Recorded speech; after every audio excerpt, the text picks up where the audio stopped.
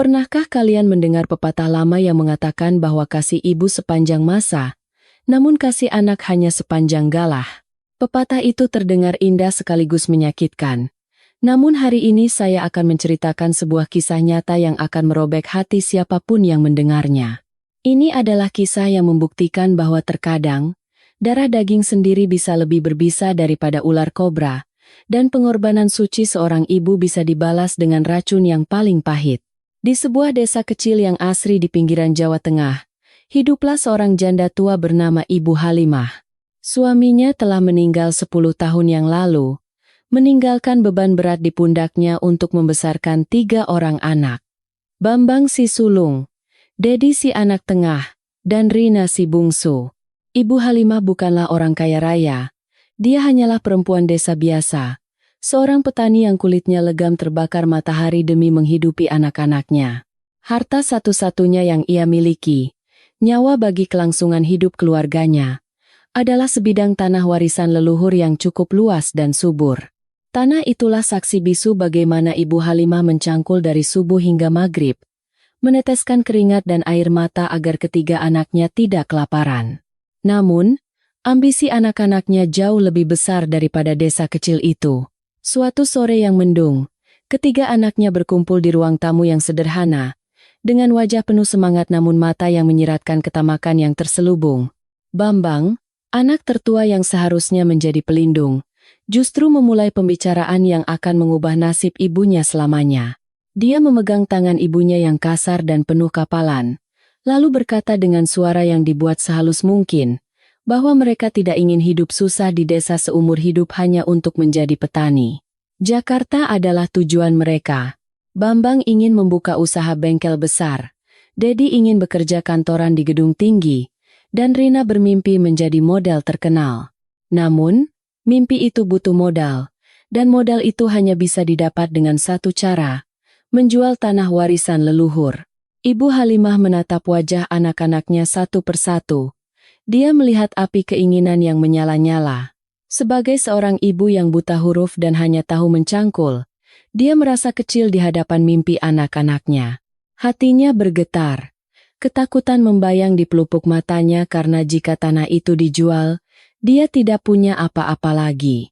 Namun Dedi, si anak tengah yang pandai bersilat lidah, langsung menyahut dengan janji-janji manis. Dia meyakinkan ibunya bahwa penjualan tanah ini hanyalah sementara. Nanti, ketika mereka sudah sukses dan menjadi orang kaya di Jakarta, mereka akan menjemput Ibu Halimah. Mereka berjanji akan membelikan rumah gedongan, mobil mewah, dan Ibu Halimah tinggal duduk manis seperti ratu menikmati masa tua. Rina, si bungsu yang manja, memeluk ibunya sambil merengek, membayangkan dirinya masuk televisi dan berjanji akan mengirim uang setiap bulan. Bujukan demi bujukan, janji manis demi janji manis, terus dilontarkan bagaikan mantra yang membius akal sehat. Hati ibu mana yang tidak luluh? Hati ibu mana yang sanggup menghalangi masa depan anak-anaknya? Akhirnya, dengan tangan gemetar dan air mata yang ditahan sekuat tenaga, Ibu Halimah menandatangani surat penjualan tanah warisan satu-satunya itu. Tanah yang dijaga turun-temurun oleh kakek neneknya, kini berpindah tangan demi ambisi Jakarta. Hari perpisahan pun tiba. Uang hasil penjualan tanah yang bernilai miliaran rupiah itu telah dibagi rata ke dalam rekening ketiga anaknya. Ibu Halimah hanya menyisakan sedikit sekali, sekadar cukup untuk makan sehari-hari di gubuk kecil yang dia sewa setelah rumahnya ikut terjual. Di terminal bus antar kota yang penuh debu, Ibu Halimah memeluk mereka erat-erat. Dia menciumi wajah anak-anaknya seolah itu adalah pertemuan terakhir, membekali mereka dengan rantang berisi rendang ayam kampung kesukaan mereka, masakan terakhir dari dapur rumah mereka yang sudah bukan milik mereka lagi. Pesan terakhirnya begitu sederhana namun dalam, agar mereka berhati-hati di rantau, tidak lupa sholat, dan tidak lupa makan. Bambang, Dedi, dan Rina mengangguk cepat, lebih sibuk mengecek tiket dan koper mereka daripada mendengarkan petua ibunya yang penuh kasih. Mereka naik ke dalam bus ber-AC yang dingin, meninggalkan Ibu Halimah yang berdiri sendirian di tengah debu terminal yang panas dan menyesakan. Bus melaju pergi, membawa serta jantung hati Ibu Halimah, meninggalkan wanita tua itu dengan tangan hampa dan masa depan yang suram. Tahun-tahun pertama berlalu dengan lambat. Awalnya, mereka masih sering menelepon, menceritakan bengkel Bambang yang ramai atau pemotretan Rina. Ibu Halimah mendengarkan dengan mata berbinar, bangga luar biasa, menceritakan kesuksesan anak-anaknya kepada setiap tetangga yang lewat, meskipun tetangga itu mencibir melihat Ibu Halimah yang kini harus bekerja sebagai buruh cuci untuk menyambung hidup. Namun, masuk tahun ketiga, telepon mulai jarang berdering. Alasan mereka bermacam-macam, mulai dari sibuk, lembur, rapat, hingga ada proyek luar kota. Uang kiriman pun mulai seret, dan akhirnya berhenti sama sekali. Tahun kelima, nomor telepon mereka pun sulit dihubungi. Ibu Halimah mencoba menelepon berulang kali, namun hanya suara operator yang menjawab, atau nada sibuk yang panjang yang menyayat hati. Tubuh Ibu Halimah semakin renta dimakan usia dan kerja keras. Matanya mulai rabun. Punggungnya semakin bungkuk karena terus-terusan mencuci baju orang di sungai. Gubuk kontrakannya bocor di sana-sini. Seringkali dia hanya makan nasi dengan garam atau kerupuk melempem. Tapi dia tidak pernah menyalahkan anak-anaknya. Dia selalu menghibur diri sendiri bahwa mungkin anak-anaknya sedang susah. Mungkin Jakarta itu keras. Kerinduan di hatinya semakin membengkak. Menjadi penyakit yang lebih menyakitkan daripada rematik di kakinya. Hingga suatu hari, sebuah kebenaran pahit datang melalui seorang tetangga yang baru pulang dari Jakarta. Tetangga itu bercerita bahwa dia bertemu Bambang di Jakarta, dan Bambang sudah sukses besar. Bengkelnya memiliki cabang di mana-mana, rumahnya di kawasan elite, istrinya cantik, dan mobilnya mengkilap. Jantung Ibu Halimah serasa berhenti berdetak. Sukses? Mereka sudah sukses. Tapi kenapa tidak ada kabar? Kenapa tidak menjemputnya seperti janji mereka 5 tahun lalu? Rasa rindu bercampur cemas membuatnya nekat. Dia membongkar celengan ayam jagonya, mengumpulkan uang receh hasil upah mencuci selama bertahun-tahun. Dia memutuskan untuk pergi ke Jakarta, memastikan anak-anaknya baik-baik saja, berpikir mungkin mereka lupa nomor teleponnya, atau mungkin mereka terlalu sibuk sampai lupa jalan pulang.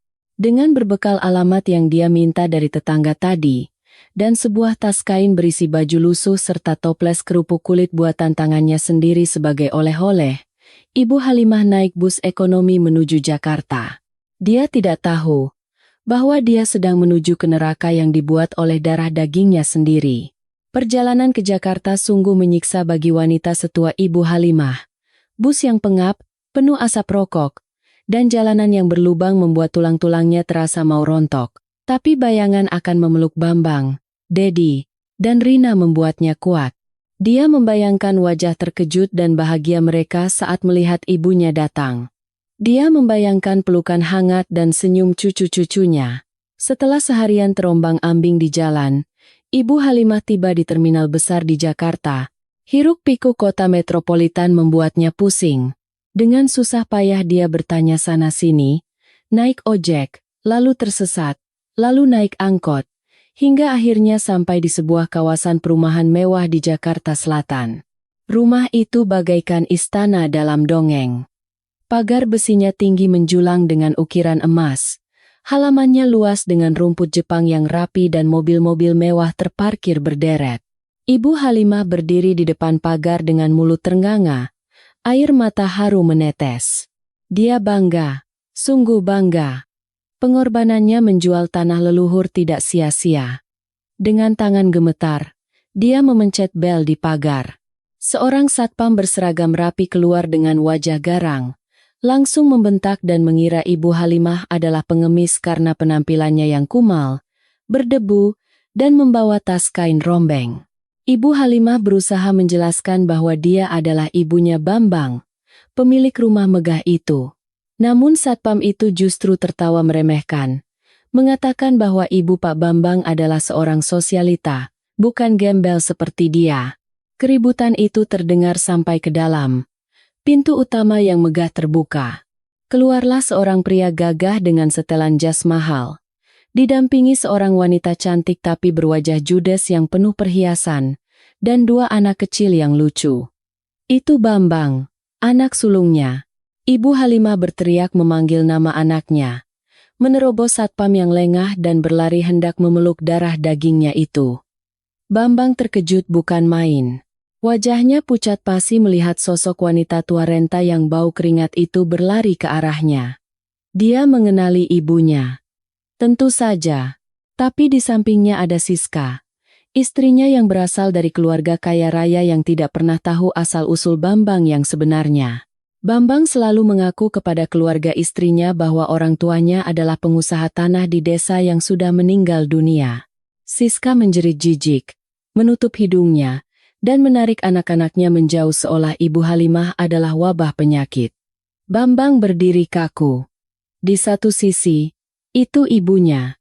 Di sisi lain, gengsi dan kebohongan yang sudah dia bangun bertahun-tahun terancam runtuh. Dia menatap mata ibunya yang penuh kerinduan, lalu menatap istrinya yang menatap dengan curiga. Dalam detik itu, Bambang membuat keputusan yang akan dia sesali seumur hidupnya. Dia memilih egonya. Dia tidak membalas pelukan ibunya. Dia justru mundur selangkah, membuat Ibu Halimah hampir terjatuh. Lalu dengan suara keras dia berkata kepada istrinya bahwa wanita tua itu hanyalah bekas pembantu di kampung dulu, pembantu yang sudah pikun dan suka mengaku-ngaku. Jantung Ibu Halimah serasa disambar petir di siang bolong. Pembantu? Anak yang dia susui. Dia besarkan dengan keringat darah. Anak yang untuknya dia jual tanah leluhur. Kini menyebutnya pembantu di depan istri dan anaknya sendiri. Belum sempat Ibu Halimah menyangkal. Siska sudah mendengus merendahkan, menghina Ibu Halimah sebagai orang kampung yang tidak tahu diri yang datang hanya untuk meminta uang. Bambang buru-buru memotong, mencengkeram lengan ibunya dengan kasar, menyeretnya agak menjauh dan berbisik dengan nada penuh ancaman. Dia mengancam ibunya untuk diam dan tidak membocorkan rahasia, atau dia akan hancur dan dicerai oleh istrinya. Bambang memohon dengan cara yang paling keji, meminta ibunya untuk berpura-pura menjadi pembantu jika ingin tetap tinggal. Saat itu, sebuah mobil sport merah mentereng masuk ke halaman. Itu Dedi dan Rina. Mereka baru saja pulang dari belanja barang-barang mewah. Mereka turun dari mobil sambil tertawa-tawa. Namun tawa mereka terhenti saat melihat ibu mereka. Bambang segera memberi kode mata tajam kepada adik-adiknya. Dedi dan Rina yang cerdas namun licik segera menangkap situasi. Mereka tahu, jika status ibu terbongkar, mereka semua akan kehilangan fasilitas kemewahan yang sering diberikan oleh keluarga Siska. Dengan akting yang dibuat-buat, Rina menyapa ibunya dengan sebutan Bok Ijah, dan Dedi menimpali dengan tawa canggung, membenarkan sandiwara kakaknya bahwa wanita tua itu adalah bekas pengasuh mereka. Kaki Ibu Halimah lemas. Dia jatuh terduduk di atas paving blok yang keras. 3 anak. Tiga-tiganya. Tidak ada satupun yang membela. Tidak ada satupun yang memeluk. Mereka bersekongkol menyangkal rahim yang melahirkan mereka. Toples kerupuk kulit di tangannya terlepas. Pecah berkeping-keping. Kerupuk yang dia goreng dengan penuh kasih sayang itu berserakan di tanah, terinjak oleh sepatu kulit mahal Bambang. Siska dengan angkuh menyuruh suaminya mengusir wanita tua itu karena dianggap mengotori halaman dan bau. Namun Bambang, mungkin karena takut kualat atau sekadar sisa rasa bersalah yang tipis, membujuk istrinya agar mengizinkan Ibu Halimah tinggal dan bekerja sebagai tukang bersih-bersih taman dan cuci piring tanpa gaji. Hitung-hitung amal. Betapa hinanya tawaran itu. Menawarkan ibunya sendiri bekerja sebagai budak gratisan demi penghematan. Siska akhirnya setuju dengan syarat Ibu Halimah tidak boleh masuk ke ruang utama, tidak boleh dekat-dekat dengan cucu-cucunya, dan harus tidur di gudang belakang dekat kandang anjing. Bambang menunduk ke arah ibunya, memberikan perintah terakhir yang mematikan jiwa. Ibu boleh tinggal, tapi harus bekerja, dan harus memanggilnya tuan serta istrinya nyonya. Ibu Halimah menatap pecahan toples di tanah. Hatinya sudah hancur lebih dulu daripada toples itu. Dia tidak punya uang sepeser pun untuk pulang. Tanah di desa sudah tidak ada. Gubuk kontrakannya sudah habis masa sewanya. Dia tidak punya tempat di dunia ini selain di dekat anak-anaknya, meskipun harus menjadi bayangan yang tidak dianggap. Dengan sisa tenaga terakhir, Ibu Halimah mengangguk pelan, menerima nasibnya menjadi pembantu di rumah anaknya sendiri. Hari itu, Ibu Halimah tidak disambut dengan pesta. Dia tidak tidur di kamar tamu yang empuk. Dia digiring ke belakang rumah mewah itu, melewati garasi penuh mobil mengkilap, menuju sebuah gudang kecil yang pengap, lembab, dan berbau apek di sebelah kandang anjing herder yang menyalak galak. Di sanalah, di atas tumpukan kardus bekas, ibu yang melahirkan 3 orang sukses itu merebahkan tubuh rentanya, menangis dalam diam. Memeluk lututnya yang gemetar kedinginan, sementara dari dalam rumah terdengar suara gelak tawa anak-anaknya yang sedang menikmati makan malam mewah. Dalam sujud malam pertamanya di gudang itu, dia berdoa memohon kekuatan, menerima nasibnya menjadi debu di kaki anak-anaknya asal masih bisa melihat wajah mereka, tanpa tahu bahwa penderitaan di gudang itu hanyalah permulaan dari kekejaman yang sesungguhnya. Kehidupan Ibu Halimah di rumah megah itu bukanlah kehidupan seorang ibu, melainkan kehidupan seorang budak yang lebih rendah daripada hewan peliharaan. Gudang tempatnya tidur sangat sempit, hanya berukuran 2 kali 3 meter, penuh dengan barang-barang bekas, tumpukan koran tua, dan alat-alat kebun yang berkarat. Tidak ada kasur empuk, hanya sebuah tikar pandan tipis yang sudah robek di bagian pinggirnya yang menjadi alas bagi tulang tuanya yang rapuh untuk beristirahat. Di sebelah gudang itu, anjing herder kesayangan Siska tidur di kandang yang jauh lebih mewah, beralaskan bantal busa tebal dan selalu diberi makan daging segar setiap pagi dan sore. Sungguh sebuah ironi yang menyayat hati, di mana ibu kandung diperlakukan lebih buruk daripada seekor anjing penjaga. Setiap hari, Ibu Halimah harus bangun pukul 3 pagi, jauh sebelum matahari terbit. Tugas pertamanya adalah mencuci semua mobil mewah milik Bambang dan Siska hingga mengkilap tanpa noda. Air dingin yang menusuk tulang di pagi buta seringkali membuat jari-jari Ibu Halimah kaku dan gemetar, namun dia tidak berani berhenti. Setelah itu, dia harus menyapu halaman yang luasnya hampir setengah hektar, membersihkan kolam renang, mengepel lantai marmer 3 lantai, dan mencuci tumpukan pakaian kotor Siska yang berbahan sutra dan harus dicuci dengan tangan. Tidak boleh menggunakan mesin cuci. Siska, sang menantu yang tidak pernah tahu bahwa wanita tua yang dia panggil babu itu adalah ibu mertuanya sendiri, adalah majikan yang kejam dan tidak punya hati. Setiap pagi, Siska akan berjalan keliling rumah dengan jari telunjuknya yang lentik memeriksa debu di atas meja atau lemari. Jika ada sebutir debu saja yang menempel di jarinya, dia akan menjerit histeris dan memaki Ibu Halimah dengan kata-kata kasar yang tidak pantas diucapkan oleh manusia beradab. "Heh, nenek tua, mata kamu sudah buta ya? Ini debu apa? Kamu kerja niat tidak sih? Kalau tidak becus kerja, tidak usah makan hari ini." Dan benar saja, Siska seringkali menghukum Ibu Halimah dengan tidak memberinya jatah makan siang, membiarkan wanita tua itu bekerja dengan perut keroncongan dan pandangan berkunang-kunang. Yang paling menyakitkan bagi Ibu Halimah bukanlah kerja keras atau makian Siska, melainkan sikap dingin anak kandungnya sendiri, Bambang. Bambang, anak sulung yang dulu dia gendong, dia timang, dan dia suapi, kini berubah menjadi patung es. Setiap pagi saat Bambang hendak berangkat ke kantor, Ibu Halimah seringkali sedang mengepel lantai di dekat pintu depan. Ibu Halimah akan menunduk hormat, berharap Bambang akan menyapanya, atau setidaknya tersenyum padanya. Namun, Bambang selalu berjalan melewatinya begitu saja, seolah-olah ibunya tidak ada, seolah-olah ibunya hanyalah benda mati yang tidak berharga. Bahkan ketika mata mereka tidak sengaja bertemu, Bambang akan buru-buru membuang muka dengan ekspresi jijik dan ketakutan, takut rahasianya terbongkar. Suatu sore, kedua cucu Ibu Halimah, anak-anak Bambang yang lucu, sedang bermain bola di taman belakang. Bola itu menggelinding ke arah Ibu Halimah yang sedang menyabuti rumput liar. Hati Ibu Halimah berdesir. Rasa rindu seorang nenek kepada cucunya membuncah tak tertahankan. Dia memungut bola itu, tersenyum lebar menampilkan sisa giginya yang ompong, dan mengulurkannya kepada cucu laki-lakinya. Ini, nak, bolanya. Siapa namamu? Cu. Nenek boleh peluk sebentar? Suara Ibu Halimah bergetar penuh harap. Anak kecil itu baru saja hendak mendekat.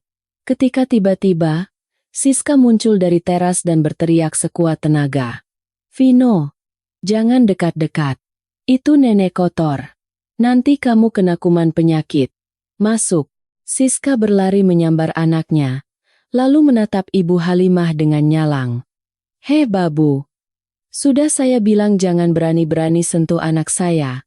Tangan kamu itu kotor, bau tanah. Kalau sampai anak saya sakit gara-gara kamu, saya usir kamu detik ini juga. Ibu Halimah hanya bisa menunduk, menyembunyikan air matanya yang jatuh menetes ke tanah. Maaf, Nyonya. Saya cuma rindu, bisiknya lirih, namun Siska sudah berlalu membawa masuk anak-anaknya dan membanting pintu kaca dengan keras. Di balik pintu kaca itu, Ibu Halimah melihat Bambang berdiri menonton kejadian itu. Dia melihat semuanya. Dia melihat istrinya menghina ibunya. Dia melihat ibunya menangis. Tapi dia diam saja. Dia hanya berdiri mematung, lalu menutup gorden jendela, menutup mata hatinya dari dosa besar yang sedang dia lakukan. Tidak hanya Bambang, Dedi dan Rina pun sering berkunjung ke rumah itu untuk berpesta atau sekadar menumpang makan enak. Ketika mereka datang, penderitaan Ibu Halimah semakin menjadi-jadi. Rina, anak bungsunya yang dulu manja, kini memperlakukan ibunya seperti pelayan pribadi. Mbok, ambilkan minum dingin. Jangan lama. Atau Mbok, pijit kaki saya, pegal habis shopping. Rina akan duduk di sofa empuk sambil memainkan ponsel mahalnya, sementara Ibu Halimah berlutut memijat kaki anaknya sendiri. Rina bahkan tidak segan-segan menendang pelan bahu ibunya jika pijatannya dirasa kurang kuat. Aduh, yang bener dong mijitnya. Lemas banget sih jadi orang tua. Keluh Rina tanpa rasa bersalah sedikit pun. Dedi, si anak tengah, lebih parah lagi. Dia sering membawa teman-teman bisnisnya ke rumah Bambang. Suatu kali, saat Ibu Halimah menyuguhkan kopi untuk Dedi dan teman-temannya, tangannya yang gemetar karena kelelahan tidak sengaja menumpahkan sedikit kopi ke piring tatakan. Dedi langsung membentak di depan teman-temannya demi menjaga wibawanya. Dasar tua bangka tidak berguna. Kerja begini saja tidak becus. Bikin malu saja. Pergi sana ke belakang. Teman-teman Dedi tertawa melihat kejadian itu, dan Dedi ikut tertawa. Tawa yang terdengar seperti suara iblis di telinga Ibu Halimah. Ibu Halimah berjalan mundur sambil membawa nampan. Hatinya teriris sembilu. Inikah anak-anak yang dulu dia doakan setiap malam? Inikah balasan untuk air susu yang telah dia berikan? Malam itu, di dalam gudang yang gelap dan dingin, Ibu Halimah memegang perutnya yang perih karena belum diisi nasi sejak pagi. Dia menatap langit-langit gudang yang penuh sarang laba-laba. Ya Allah, rintihnya dalam doa. Apakah dosaku begitu besar hingga engkau menghukumku seperti ini? Aku ikhlas menjadi budak. Asalkan anak-anakku bahagia. Tapi ya Allah, berilah hamba sedikit saja kekuatan, karena hamba sudah sangat lelah. Puncak penghinaan itu terjadi seminggu kemudian, tepat pada hari ulang tahun Siska yang ke-35. Rumah mewah itu disulap menjadi tempat pesta yang sangat meriah. Balon-balon berwarna emas dan perak menghiasi setiap sudut, bunga-bunga segar didatangkan langsung dari luar negeri, dan meja prasmanan panjang terbentang penuh dengan aneka hidangan lezat yang menggugah selera. Sate kambing, gulai, rendang, ayam bakar, hingga kue-kue tart bertingkat tersaji dengan melimpah. Tamu-tamu undangan yang terdiri dari sosialita, pejabat, dan rekan bisnis Bambang mulai berdatangan dengan mobil-mobil mewah mereka, mengenakan pakaian pesta yang gemerlap. Di tengah kemeriahan itu, Ibu Halimah diperintahkan untuk mendekam di dapur kotor di bagian belakang rumah.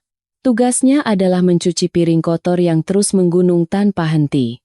Jangan berani-berani keluar dari dapur ini apalagi menampakkan diri di depan tamu-tamu saya. Ancam Siska sebelum pesta dimulai. Kamu itu dekil. Bikin malu. Cuci semua piring sampai bersih. Jangan ada yang pecah. Ibu Halimah bekerja tanpa henti. Punggungnya yang bungkuk terasa mau patah. Kakinya bengkak karena berdiri berjam-jam. Namun yang paling menyiksa adalah rasa lapar. Sejak kemarin sore, dia belum makan apa-apa karena Siska lupa memberinya jatah makan malam. Dan pagi ini dia terlalu sibuk mempersiapkan pesta hingga tidak sempat sarapan.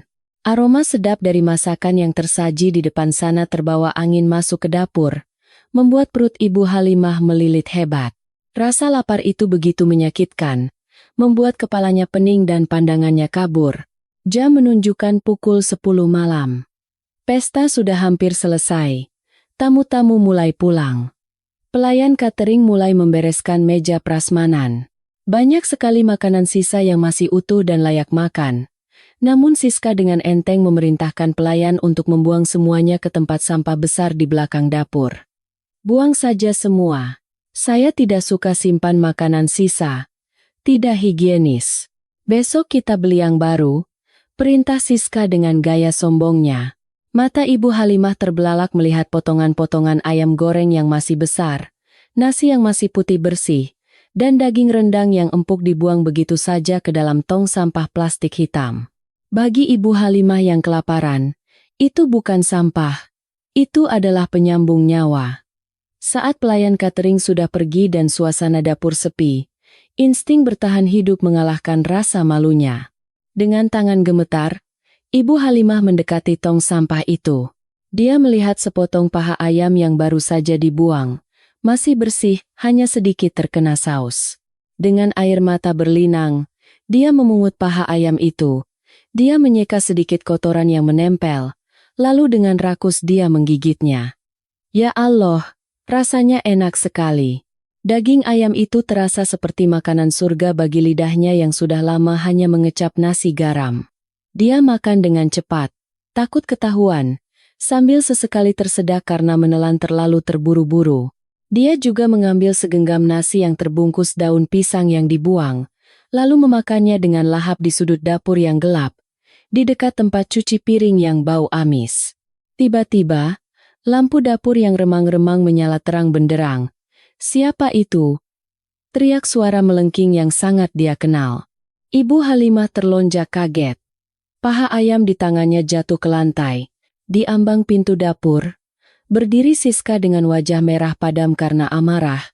Di belakangnya berdiri Bambang dan beberapa teman sosialitas Siska yang belum pulang. Mereka menatap Ibu Halimah dengan pandangan jijik dan kaget. Astaga! Lihat itu! Jerit Siska sambil menunjuk-nunjuk Ibu Halimah seperti menunjuk seekor tikus got. Dia makan dari tempat sampah. Ih, menjijikkan sekali. Dasar manusia rakus. Padahal di kulkas banyak makanan. Kenapa harus makan sampah? Kamu mau mempermalukan saya ya? Mau bikin tamu-tamu saya berpikir saya tidak kasih makan pembantu? Bukan rasa iba yang muncul, melainkan rasa jijik dan gengsi yang terluka. Teman-teman Siska mulai berbisik-bisik. Ih, jorok banget pembantunya Siska. Jangan-jangan dia punya penyakit mental. Ibu Halimah bersujud di kaki Siska. Menangis tersedu-sedu. Ampun Nyonya, ampun. Saya lapar sekali, Nyonya. Saya belum makan dari kemarin. Saya tidak berani ambil makanan di kulkas. Saya cuma ambil yang sudah dibuang. Ampun Nyonya. Alasan, bentak Siska. Tiba-tiba, mata Siska menyipit. Dia meraba lehernya, lalu menjerit lebih keras lagi. Kalung berlianku, Mas Bambang. Kalung berlianku hilang. Tadi sebelum ke dapur aku taruh di meja makan sebentar karena gatal. Sekarang sudah tidak ada. Pasti dia yang ambil. Pasti nenek tua bangka ini yang mencurinya saat kita lengah. Dia pura-pura makan sampah buat mengalihkan perhatian. Fitnah itu meledak seperti bom. Ibu Halimah menggeleng keras, wajahnya pucat pasi. Tidak, Nyonya. Demi Allah, saya tidak mencuri. Saya tidak tahu apa-apa tentang kalung Nyonya. Saya cuma cuci piring di sini. Bohong. Siapa lagi kalau bukan kamu? Di rumah ini cuma kamu orang asing yang miskin dan kelaparan. Geledah dia. Mas. Geledah gubuknya. Perintah Siska kepada Bambang. Bambang maju dengan wajah gelap. Dia malu. Dia sangat malu di depan teman-teman istrinya. Dia marah pada ibunya yang membuat kekacauan ini. Tanpa bertanya, Bambang menarik kasar kerah kebaya ibunya, memaksanya berdiri. Mana kalungnya? Jawab. Jangan bikin aku malu. Kamu sudah dikasih tumpangan hidup, dikasih makan, sekarang malah mencuri? Bambang. Nak. Ini ibu. Kamu tahu ibu tidak mungkin mencuri. Ibu Halimah menatap mata anaknya, mencari setitik kepercayaan. Ibu yang mengajarkan kamu kejujuran sejak kecil, nak. Percayalah pada ibu. Diam. PLAK. Sebuah tamparan keras mendarat di pipi keriput Ibu Halimah.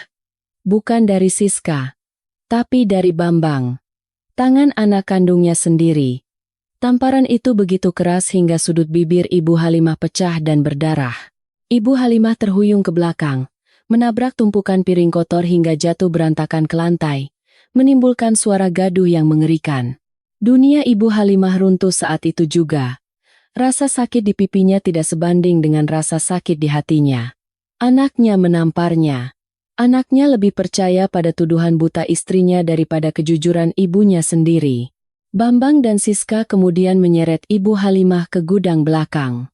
Mereka mengobrak-abrik isi gudang itu. Mereka menumpahkan isi tas kain Ibu Halimah, baju-baju lusuh berhamburan. Dan di sanalah, di antara tumpukan baju, Siska menemukan sebuah bungkusan kecil yang diikat karet gelang. Nah, ini pasti hasil curiannya. Seru Siska penuh kemenangan. Dia merobek bungkusan itu.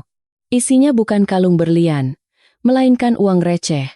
Uang koin 500-an dan 1000-an lecek yang jumlahnya tidak sampai 50.000 rupiah. Uang sisa tabungan Ibu Halimah untuk ongkos pulang yang tak pernah terkumpul. Siska terdiam sejenak. Kecewa karena tidak menemukan bukti. Tapi gengsinya terlalu tinggi untuk mengakui kesalahan. Dia melempar uang receh itu ke wajah Ibu Halimah. Dasar maling licik, pasti kamu sembunyikan di tempat lain. Atau sudah kamu telan? Bambang, yang napasnya memburu karena emosi, menunjuk wajah ibunya. Mulai malam ini, kamu dikurung di gudang ini. Tidak ada makan, tidak ada minum. Sampai kamu mengaku di mana kamu sembunyikan kalung itu. Pikirkan kesalahanmu. Bam! Pintu gudang dibanting keras dan dikunci dari luar. Di dalam kegelapan gudang yang pekat, Ibu Halimah merangkak perlahan, memunguti uang recehnya yang berserakan dengan tangan gemetar. Dia mencium uang-uang koin itu, satu-satunya harta yang dia miliki. Dia meraba pipinya yang bengkak bekas tamparan anaknya. Di luar, sayup-sayup dia mendengar Siska berkata pada temannya. Ah, ketemu. Ternyata jatuh di sela-sela sofa. Dasar aku ceroboh. Tapi biarin aja nenek itu dikurung. Biar dia tahu rasa. Lagian dia bau. Bikin nafsu makan hilang. Ternyata kalung itu tidak hilang. Ternyata Ibu Halimah tidak bersalah. Tapi pintu gudang tidak dibuka. Mereka tahu dia tidak bersalah. Tapi mereka tetap menghukumnya. Mereka meninggalkannya sendirian dalam gelap, lapar, sakit, dan hati yang hancur lebur. Malam itu, untuk pertama kalinya, doa Ibu Halimah berubah. Tidak ada lagi doa untuk kebahagiaan anak-anaknya. Yang ada hanyalah rintihan kepedihan seorang ibu yang teraniaya. Sebuah rintihan yang mampu menembus 7 lapis langit dan mengguncang arsy Tuhan. Tuhan! Jika kematian adalah satu-satunya cara untuk menghentikan rasa sakit ini, maka jemputlah aku malam ini. Aku sudah tidak kuat lagi. Waktu bergulir dengan kejam. Bulan suci Ramadan pun tiba. Di luar sana, umat Muslim menyambut bulan puasa dengan sukacita, namun bagi Ibu Halimah, bulan ini adalah bulan penyiksaan yang panjang. Tubuhnya yang sudah kurus kering kini tinggal tulang berbalut kulit. Puasa baginya bukan lagi sekadar menahan lapar dari subuh hingga maghrib, melainkan kelaparan abadi yang tak berujung. Seringkali dia hanya berbuka puasa dengan air keran mentah dari selang kebun dan sisa nasi kering yang sudah dihinggapi semut. Puncak dari segala kepedihan itu tiba pada malam takbiran, malam kemenangan menjelang Hari Raya Idul Fitri. Gema takbir mulai berkumandang dari pengeras suara masjid-masjid di kejauhan. Allahu Akbar, Allahu Akbar, Allahu Akbar, La ilaha illallah wallahu akbar. Suara takbir yang mengagungkan kebesaran Tuhan itu biasanya membawa kedamaian, namun malam itu, suara itu terdengar seperti irisan sembilu di hati Ibu Halimah. Di gudang yang gelap dan pengap, dia duduk bersimpuh di atas tikar robeknya, mendengarkan suara kembang api yang meletus di langit Jakarta. Di rumah utama, suasana justru sangat sibuk. Bambang, Siska, dan anak-anak mereka sedang bersiap-siap. Koper-koper mahal bermerek Louis Vuitton sudah berjajar rapi di teras. Mereka tidak akan merayakan Lebaran di Jakarta. Mereka akan berlibur ke Singapura, menjauh dari keributan open house dan tradisi sungkeman yang mereka anggap kuno. Ayo cepat Mas. Nanti kita ketinggalan pesawat, teriak Siska dengan gaun mewahnya. Anak-anak sudah masuk mobil semua. Bambang keluar sambil mengunci pintu utama. Dia mengenakan baju koko sutra yang harganya mungkin bisa memberi makan satu desa. Sebelum naik ke mobil, dia berjalan ke arah pos Satpam. Pak Ujang, kata Bambang kepada Satpam barunya. Kami pergi seminggu, jaga rumah baik-baik. Dan ingat, nenek gila di gudang belakang itu jangan dikasih keluar. Kunci gerbangnya gembok 2 kali. Kalau dia berisik atau gedor-gedor, biarin aja. Stok makanan dia sudah saya taruh di ember dekat kandang anjing. Cukup buat seminggu. Siap, Tuan. Jawab Satpam itu patuh. Mobil Alphard hitam itu pun meluncur keluar gerbang, meninggalkan jejak asap knalpot yang perlahan menghilang. Mereka pergi. Mereka benar-benar pergi berlibur, bersenang-senang, meninggalkan ibu kandung mereka terkurung seperti binatang buas di malam yang suci ini. Sepeninggal mereka, suasana menjadi sunyi senyap. Hanya suara jangkrik dan gema takbir yang menemani Ibu Halimah. Perutnya melilit hebat. Stok makanan di ember yang dibilang Bambang ternyata hanya berisi sebungkus roti tawar yang sudah mulai berjamur dan 2 botol air mineral. Itu jatah untuk 7 hari. Ibu Halimah mencoba berdiri untuk mengambil air wudhu. Dia ingin sholat Isya dan tarawih terakhir. Namun, tiba-tiba kepalanya terasa seperti dipukul palu godam. Pandangannya berputar hebat. Dadanya sesak seolah dihimpit batu besar. Ibu Halimah mencoba berteriak memanggil Bambang, lupa bahwa anaknya sudah pergi. Mulutnya terasa kaku, lidahnya keluh. Separuh tubuh bagian kanannya tiba-tiba mati rasa, seolah aliran darahnya berhenti mengalir. Bruk, tubuh rentanya ambruk ke lantai gudang yang dingin dan berdebu. Dia terkena serangan stroke. Dia tergeletak di sana, tak berdaya. Matanya menatap langit-langit gudang yang bocor. Tempat dia bisa melihat sedikit cahaya kembang api yang meletus di angkasa. Air matanya mengalir dari sudut mata.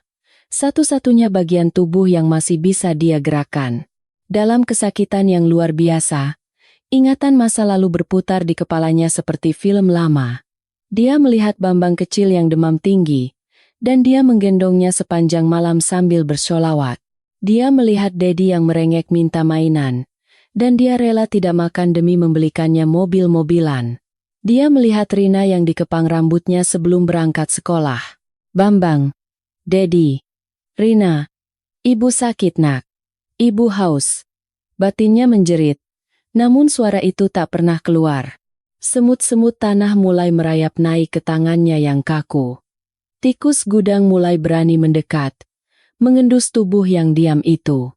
Malam itu, di tengah gemerlapnya kota Jakarta dan syahdunya suara takbir, seorang ibu sedang meregang nyawa sendirian, dibunuh perlahan oleh ketidakpedulian darah dagingnya sendiri.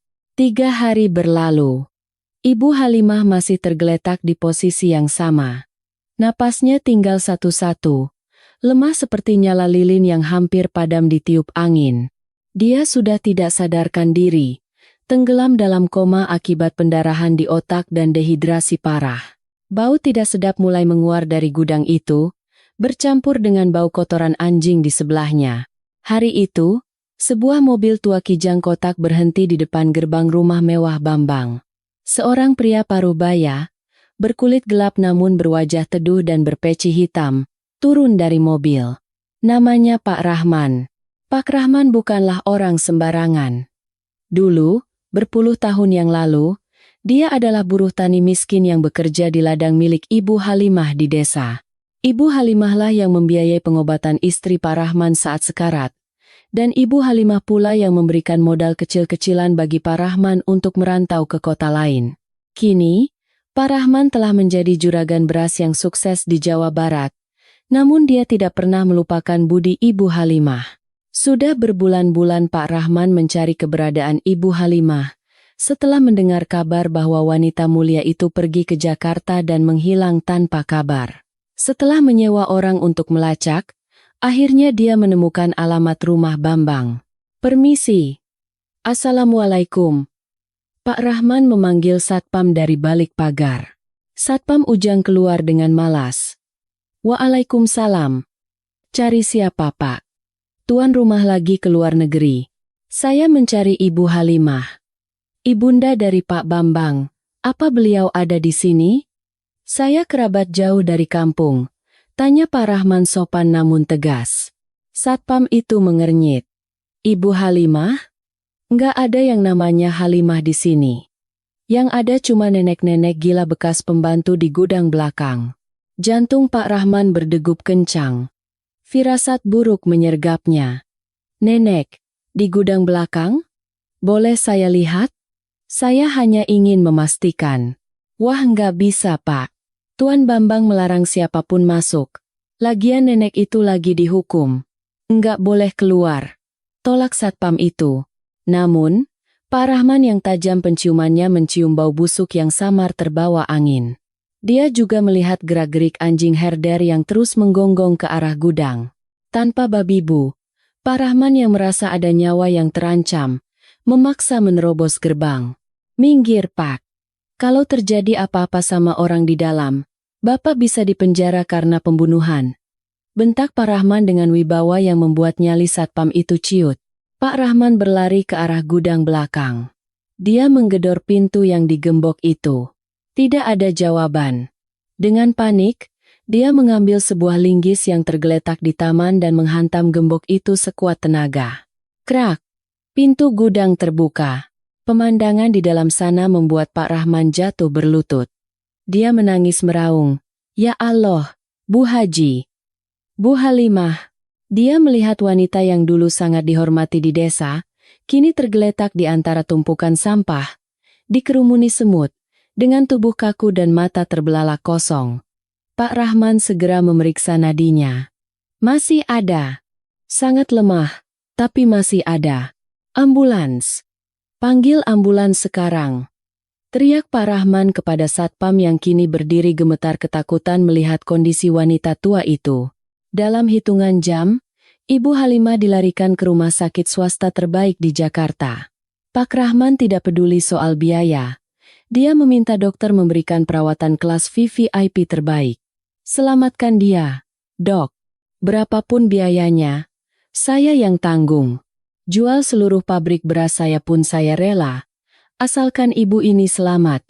Di ruang ICU yang dingin dan steril, tubuh Ibu Halimah dipasangi berbagai selang dan alat monitor. Dokter mengatakan kondisinya sangat kritis. Stroke berat ditambah malnutrisi parah. Namun, keajaiban terjadi. Mungkin karena doa orang-orang yang pernah ditolongnya, atau mungkin karena dendam yang belum tuntas, jantung Ibu Halimah menolak untuk berhenti berdetak. Sementara itu, Pak Rahman duduk di ruang tunggu dengan wajah merah pada menahan amarah. Dia mencoba menelepon Bambang. Nomor itu aktif. "Halo. Siapa ini? Ganggu liburan saya saja." Suara Bambang terdengar angkuh di ujung telepon, diiringi suara musik dan tawa riang dari kasino di Marina Bay Sands. "Bambang." Suara Pak Rahman bergetar menahan murka. "Ini Paman Rahman, bekas buruh ibumu. Ibumu sekarang sekarat di ICU Rumah Sakit Medika. Dia ditemukan hampir membusuk di gudang rumahmu. Pulang kamu sekarang, anak durhaka. Hening sejenak, lalu terdengar suara Siska menyahut. Ah, paling itu modus penipuan minta duit lagi. Mas, matiin aja. Bilang aja kita nggak kenal. Lagian kalau mati ya kubur saja. Repot amat. Bambang kembali bicara. Dengar ya Pak Tua, saya tidak kenal kamu, dan kalau nenek itu mati, urus saja sendiri. Jangan ganggu kami. Klik. Sambungan telepon diputus. Pak Rahman menatap ponselnya dengan tatapan tidak percaya. Dia membanting ponsel itu ke lantai hingga hancur berkeping-keping. Iblis. Mereka benar-benar iblis. Saat itulah, seorang pengacara tua berjas rapi datang menghampiri Pak Rahman. Itu adalah Pak Haryo, notaris kepercayaan keluarga besar Ibu Halimah yang selama ini menyimpan rahasia besar. Pak Haryo dihubungi oleh Pak Rahman segera setelah menemukan Ibu Halimah. Bagaimana kondisi Bu Halimah? Tanya Pak Haryo cemas. Kritis, Pak. Jawab Pak Rahman sambil menyeka air mata. Anak-anaknya, mereka membuangnya seperti sampah. Pak Haryo menghela napas panjang, lalu membuka tas kerjanya. Dia mengeluarkan sebuah map tebal berwarna merah. Wajahnya serius. Anak-anak bodoh itu, kata Pak Haryo pelan. Mereka pikir tanah yang mereka jual dulu adalah satu-satunya harta Ibu Halimah? Mereka tidak tahu siapa ibu mereka sebenarnya. Pak Rahman menatap pengacara itu bingung. Maksud Bapak? Pak Haryo membuka map itu. Di dalamnya terdapat sertifikat-sertifikat tanah, saham, dan surat kepemilikan usaha. Tanah yang dijual Bambang dulu hanyalah tanah pekarangan rumah, tapi Ibu Halimah, secara diam-diam, adalah pewaris tunggal dari kakek buyutnya yang merupakan pendiri jaringan restoran Padang Minang Sayo yang memiliki 50 cabang di seluruh Indonesia dan Malaysia. Selama ini, keuntungan restoran itu dikelola oleh manajemen kepercayaan dan ditabung di rekening rahasia atas nama Halimah. Niatnya, uang ini akan diberikan sebagai kejutan saat cucu-cucunya dewasa. Mata Pak Rahman terbelalak. Jadi, Bu Halimah adalah miliarder. Betul. Nilai asetnya ratusan miliar rupiah. Lanjut Pak Haryo. Dan anak-anaknya yang sombong itu, yang sekarang sedang berfoya-foya di Singapura, sebenarnya sedang bangkrut. Saya dengar perusahaan Bambang terlilit utang besar. Dan dia mengandalkan suntikan dana dari investor misterius untuk menyelamatkan bisnisnya. Pak Haryo tersenyum tipis. Sebuah senyum yang mengandung badai. Mereka tidak tahu, investor misterius yang selama ini mereka kejar-kejar untuk dimintai modal adalah perusahaan induk milik ibu mereka sendiri. Pak Rahman mengepalkan tangannya. Rasa sedihnya perlahan berganti menjadi rasa puas. Roda nasib akan segera berputar. Pak Haryo, kata Pak Rahman dingin. Simpan dokumen ini. Jangan sampai mereka tahu dulu. Kita tunggu sampai ibu sadar. Biarkan mereka jatuh dulu sampai ke dasar neraka. Baru kita tunjukkan siapa pemilik surga yang sebenarnya. Di dalam ruang ICU, jari telunjuk Ibu Halimah bergerak sedikit. Monitor detak jantungnya berbunyi lebih stabil. Sang ibu telah kembali dari ambang kematian. Dan kali ini, dia tidak akan kembali sebagai budak. Dia akan kembali sebagai hakim agung bagi anak-anaknya sendiri. Seminggu kemudian, Bambang, Siska, dan anak-anak mereka kembali dari liburan mewah di Singapura. Wajah mereka berseri-seri, kulit mereka lebih kokelat karena berjemur di pantai Sentosa, dan koper mereka penuh dengan barang belanjaan bermerek. Mereka turun dari taksi bandara dengan gaya sombong, tidak sabar untuk kembali ke istana mereka dan memamerkan foto-foto liburan di media sosial. Namun, begitu taksi berhenti di depan gerbang rumah, senyum mereka lenyap seketika. Pagar rumah mewah itu telah dipasangi rantai besi besar dan digembok. Sebuah papan segel berwarna merah tertempel di sana dengan tulisan besar yang menyolok mata. Disita oleh bank. Apa-apaan ini? Teriak Bambang histeris. Dia mencoba mengguncang pagar itu. Siapa yang berani menyegel rumahku? Satpam. Ujang. Di mana kamu? Tidak ada Ujang. Yang ada hanyalah dua orang pria bertubuh kekar dengan wajah garang yang keluar dari pos satpam. Mereka adalah penagih hutang. "Bapak Bambang Sutrisno?" tanya salah satu pria itu dengan nada mengintimidasi. "Rumah ini dan seluruh isinya resmi disita mulai hari ini karena Bapak gagal membayar cicilan kredit macet sebesar 50 miliar rupiah. Perusahaan Bapak sudah dinyatakan pailit pagi ini." Bambang terduduk lemas di aspal. Kakinya tidak bertulang. Ponselnya berdering tanpa henti. Itu adalah telepon dari Dedi dan Rina. "Mas Bambang, tolong aku." Suara Rina terdengar menangis meraung-raung di telepon. "Apartemenku disita. Mobilku ditarik leasing. Semua kontrak iklan dibatalkan karena skandal hutang Mas Bambang. Aku diusir, Mas. Aku harus tinggal di mana?" Dedi juga menelepon dengan panik. "Mas, kantor didatangi polisi. Mereka bilang ada dugaan penggelapan dana. Rekeningku dibekukan. Istriku minta cerai dan membawa kabur anak-anak. Mas, kita hancur. Kita benar-benar hancur."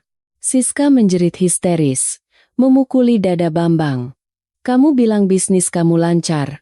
Kamu bilang kita kaya raya. Kenapa jadi begini? Aku tidak mau jadi gembel. Kembalikan uangku. Kembalikan tas-tasku." Di tengah kekacauan itu, Bambang teringat satu hal. Ibunya, nenek tua di gudang belakang. "Tunggu. Kalau rumah ini disita, bagaimana dengan orang di gudang belakang?" tanyanya pada penagih hutang itu dengan suara gemetar. Pria kekar itu meludah ke tanah. "Gudang? Gudang itu kosong melompong. Bau bangkai tikus. Tidak ada siapa-siapa di sana. Mungkin sudah mati dimakan anjing." Darah Bambang berdesir dingin. Mati? Ibunya mati? Tapi rasa bersalah itu kalah cepat dengan rasa takut akan kemiskinan.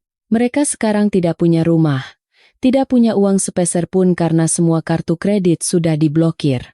Malam itu, keluarga yang seminggu lalu tidur di Hotel Bintang 5, kini harus tidur berdesak-desakan di sebuah losmen murah yang penuh nyamuk dan berbau apek.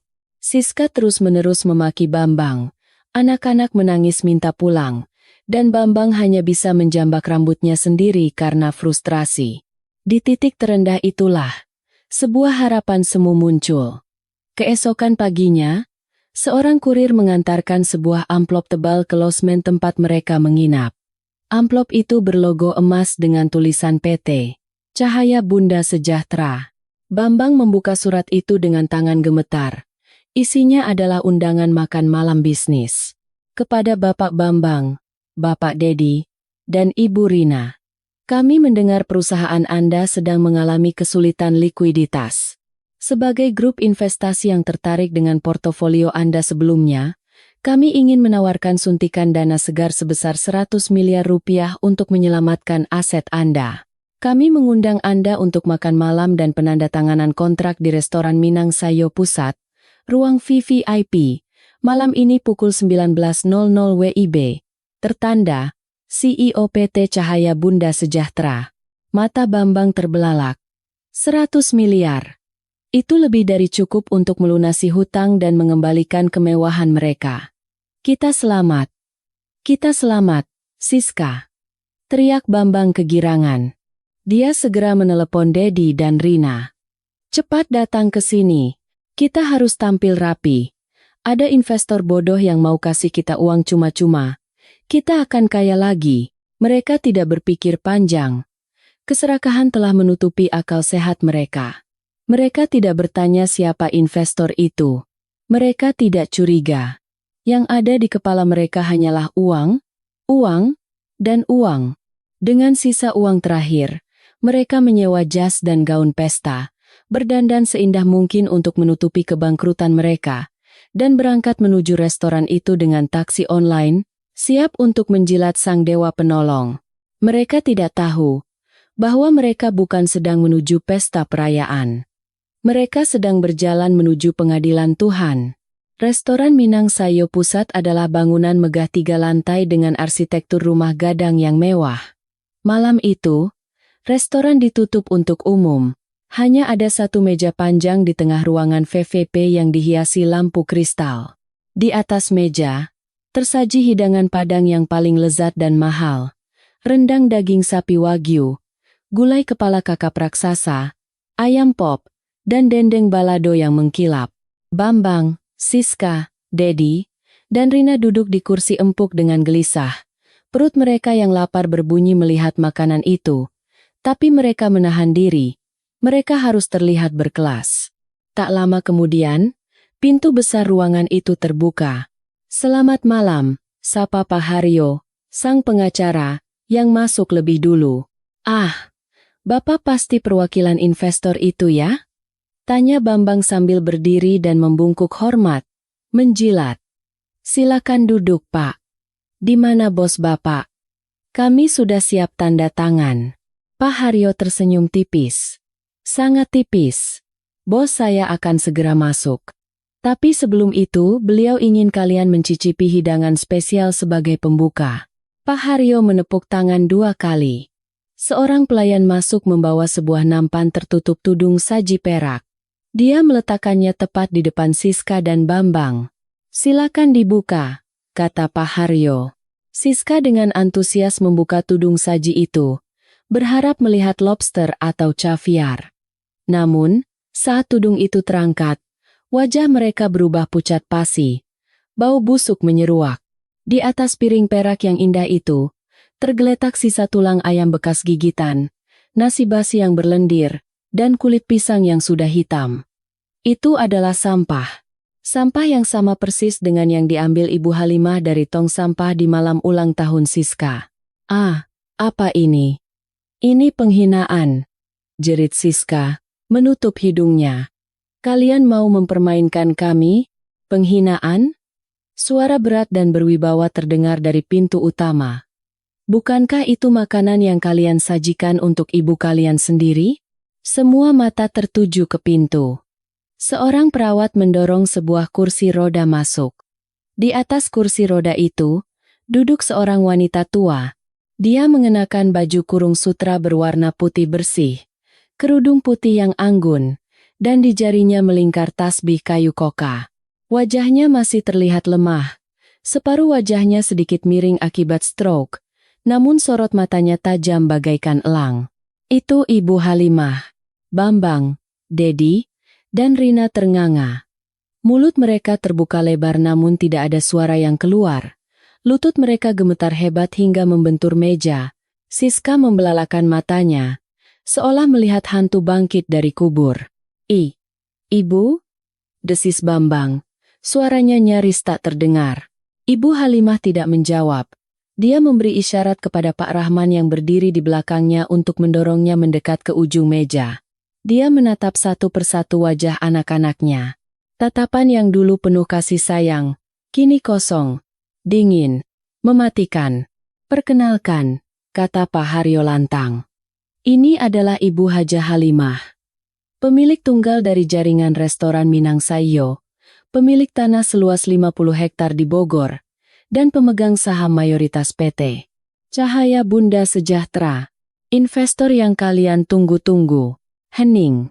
Kesunyian yang mencekam menyelimuti ruangan itu.